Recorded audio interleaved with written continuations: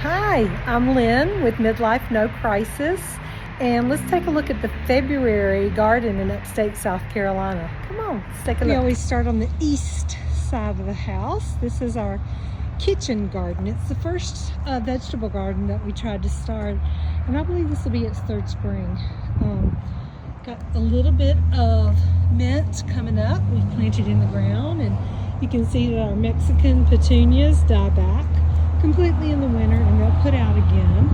A little bit of green over here is an Easter rose. I believe I see one little bloom on it. Oh my goodness, this thing is crazy. Look, there's a little tiny bloom already, and it practically blooms all year. Not pretty, just found one. There's a bigger one in the back garden, but nonetheless, irises generally stay evergreen all year in our climate. They did get a bit of snow damage in January. We had 2 really nice snows. You can see that the cannas die back completely over our winter, and we typically would just drive the lawnmower over it. The pink sorrel here, it stayed green and bloomed most of the year. I never did quite identify what this is. Again, this little bed that I keep next to the house is what I call the hospital bed, and it's where I put things that I don't know where I want to put them until I do. Lamb's ear dies back in the winter, doesn't look very pretty, but still green.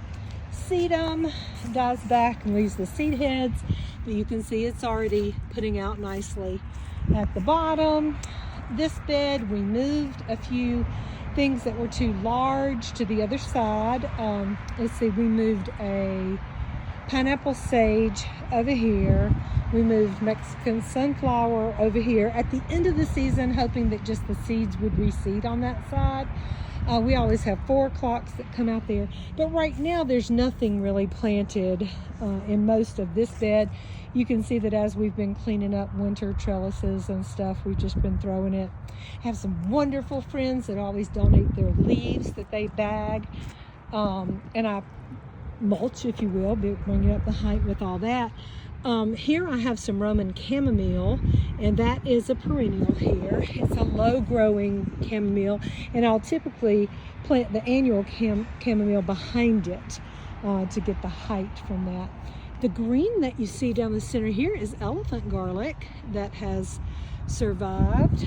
I want to say I put it in the ground around November or December, and then of course in front of it is a variegated sage. Sage is an evergreen here as well. Evidently fennel that's a bronze fennel.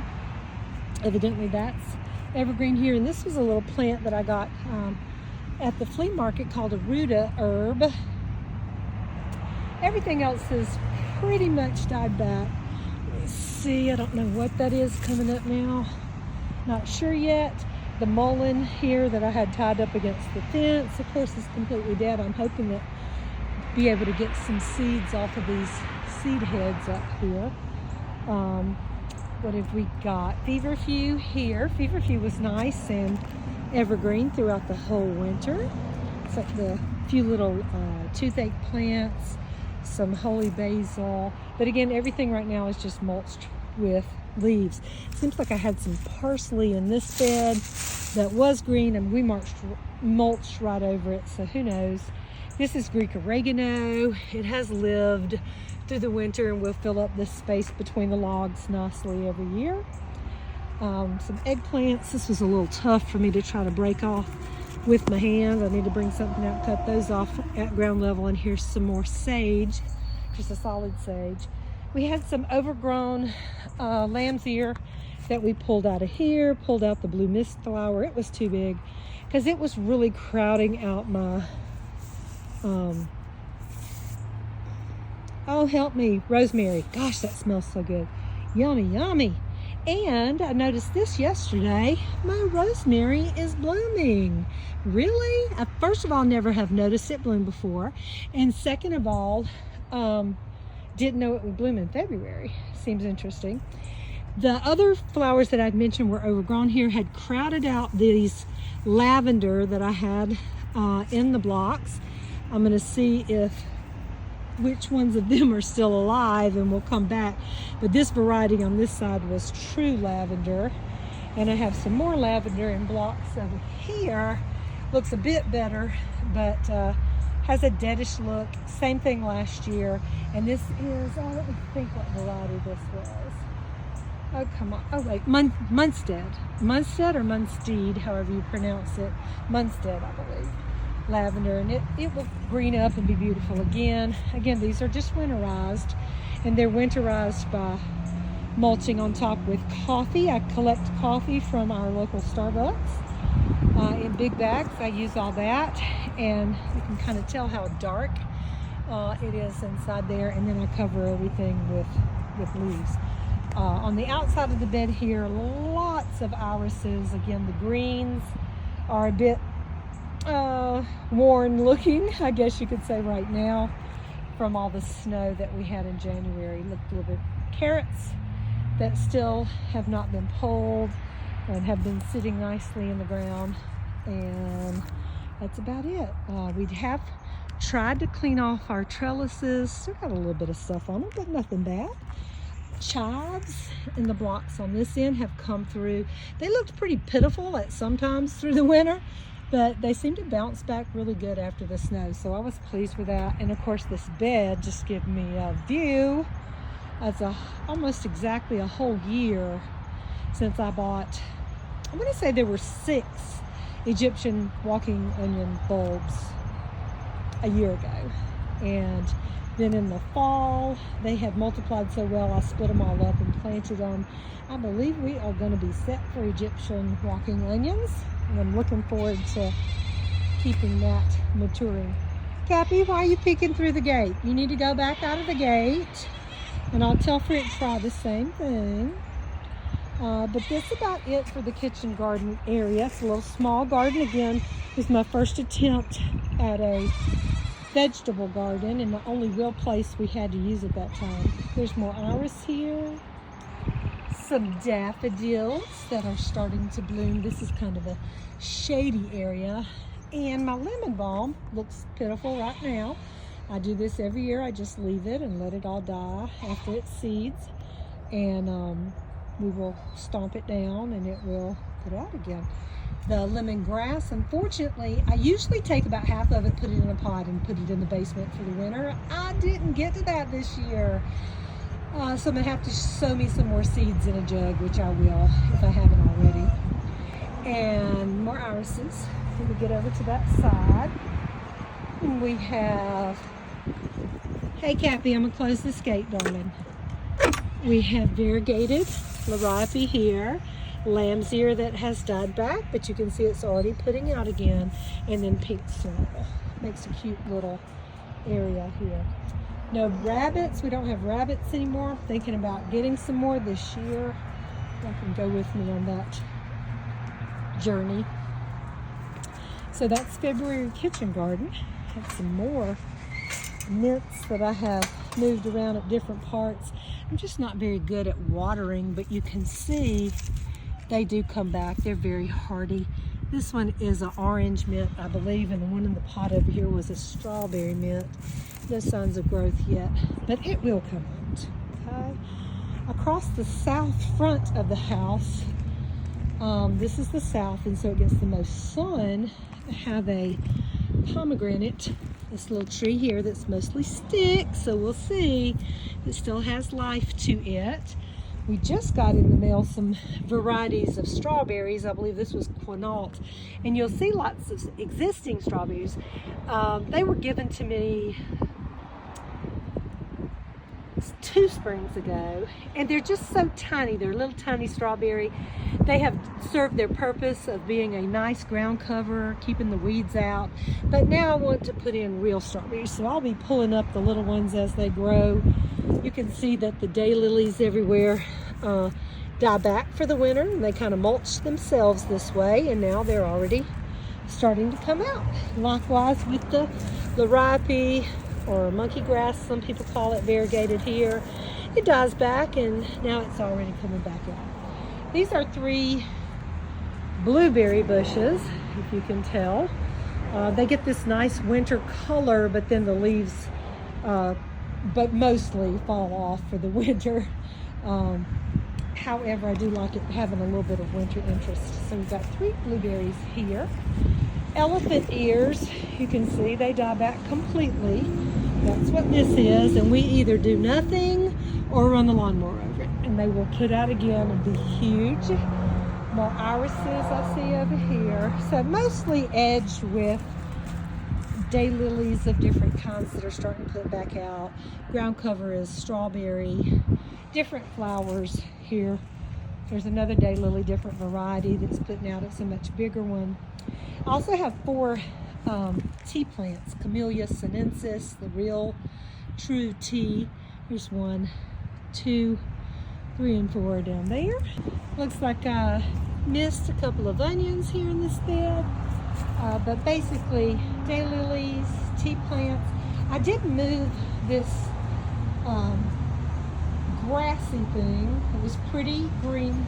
And then for the fall and winter, it turned this beautiful color, and I felt like it was good for winter interest. So that's why that's here. And I have just a few of the teeny tiny daffodils, and then the regular size daffodils. Okay, so as we come across the front here, the steps at the front of the house, I would like a nice ground cover. I'm thinking about some creeping Toms that I need to put in here, and I just need to get to that.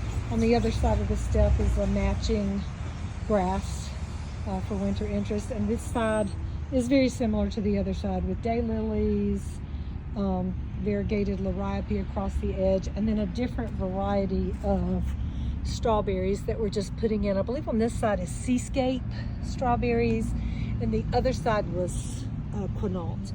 Okay, daylilies. I've got some Spanish lavender on this side. That makes it very nice and did well over the winter. And this, I can't remember, a lady on Marketplace or one of my gardening groups gave me a bunch of this. I'll have to put it on the screen. All right, but this again is across the front face. I do have one citrus. This is called a citronello. It's made it an entire year. I put it in last winter, and it seems to be surviving for our area. I think this might be a dead area because it's very light in color, but I'm hoping that this will grow into a nice tree on this wall right here, and that we will have some citronello fruit in our future. We do have one more blueberry. I am afraid that it might be dead. It's called a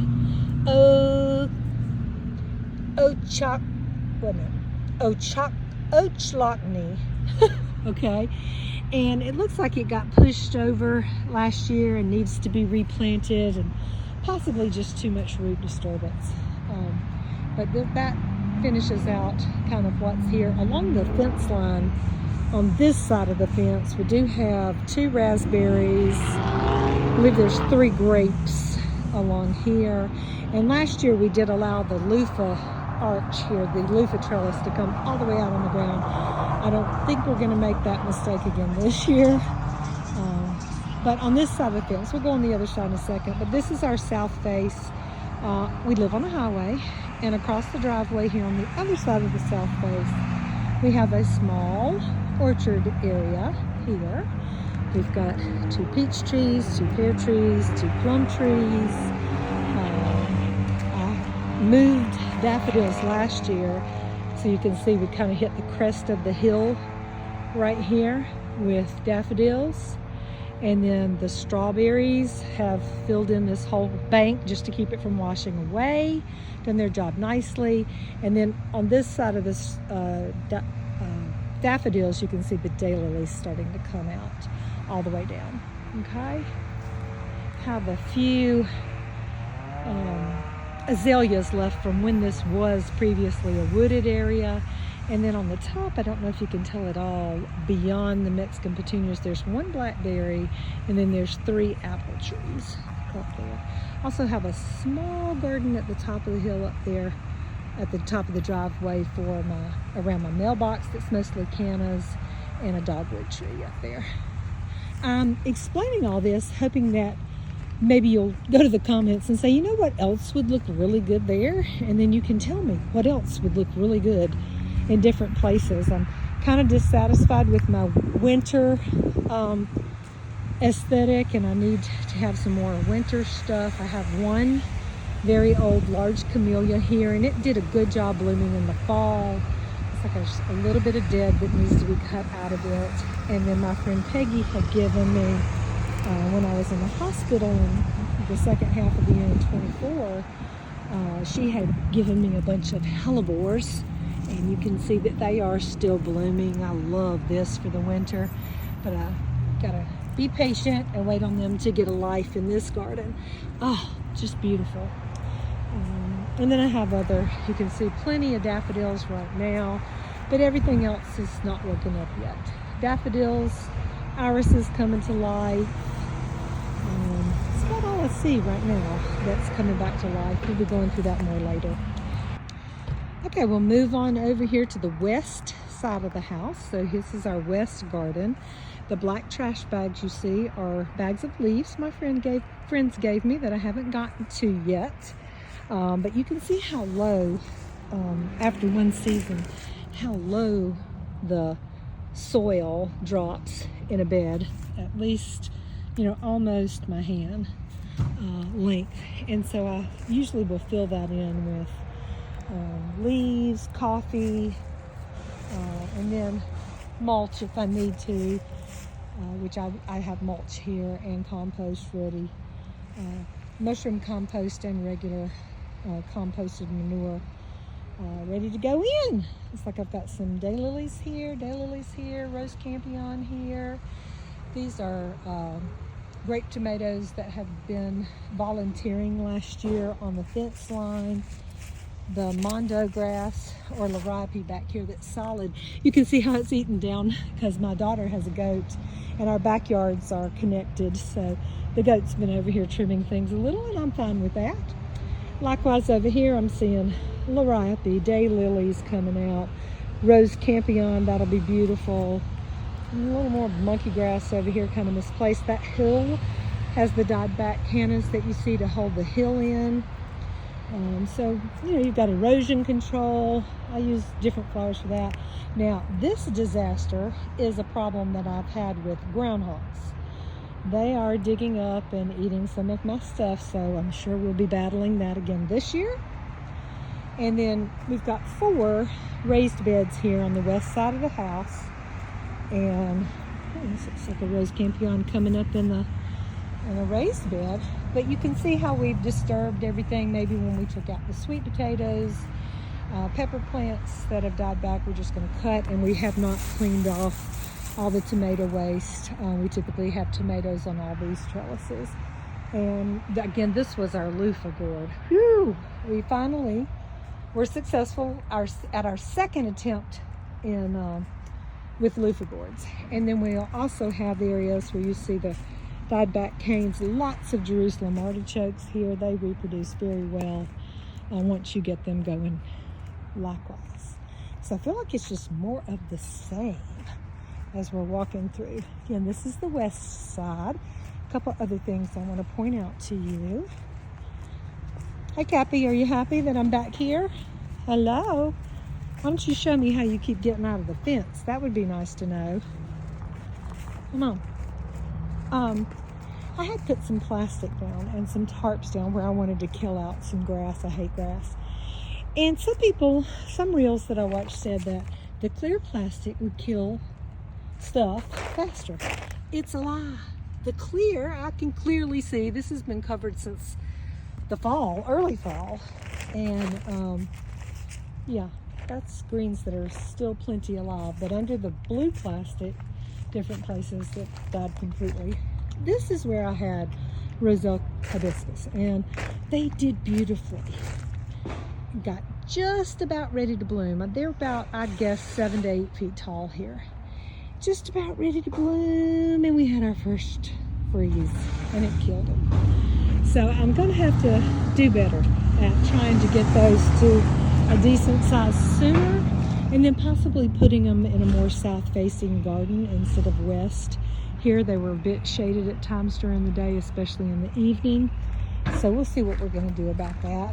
And then down on the deck here, down the west side of the house, I have my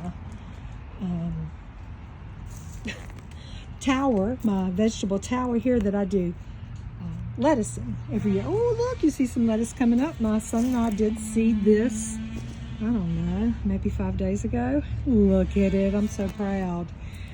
Some are better than others, and I have to look down here. Look, that looks a little dry. I think I need to, oh good, a little bit of germination in different areas, so I'll come down here and water this real good this evening. But I see some germination, and that is very, very encouraging. A little bit of germination in this one, a little bit in this one. I had strawberries in the top last year, and it looks like they're coming back as well. But again, it was a variety that just tiny, tiny strawberries. I don't know. We'll go from there. We also did some jug sowing. These are some ferns that I had in the basement that I'm going to water and see if they come back. And these are our jugs. I won't call it winter sowing because we just got our jugs done earlier this week. So this is February jug sowing, not winter sowing. And I don't really see anything yet in here. Let's go on to the back. Okay, this is the north side of our house. This is what I refer to as the elephant ear garden. It's about 15 feet wide and about 50 feet long. And I had big plans for this to be like my winter garden. Sow it in the fall. It's a nice cool area. But I never made any progress on that. And I noted that it was shaded the entire winter. The sun line really was out more in this area and never really got any sun. It was shaded all winter. The fence at the back of the yard on the other side of the green tarp, if you can tell there's a fence before we get to our pond, that fence was in sun all winter because all the trees have lost their leaves. Would have made a much better winter garden to have sun all winter on the back of this fence. So that'll be my new plan for next year. And I really did not get a fall garden planted at all. We are starting an in-ground garden on the end down here where you see we've got some brush piled up. This is the gate I told you we put in between my and my daughter's backyard. My daughter lives over there. And our plans, I typically, hey French Fry, the goat's name is French Fry, typically never show this mess because it's awful. But we are planning to clean this all up, move these old beds that are here, and put us a rabbitry and chicken coop here. So we'll get this all cleaned up. That's going to be our big project for the summer. And I will look forward to you joining us for that. What you coughing for, French Fry? French Fry, say hello. Hey, darling. Hey, darling. The wee boy, I know. So we have just French Fry, a single goat. Someone gave him to my daughter for her birthday last year. And he is sweet as he can be. Love you, French Fry. Okay, I believe that's about the entire. We've been started on east and then went to the south face, the west, and now we're on the north face. Again, this fence is what I said was in the sun all winter, so planning for next year's winter garden to be there.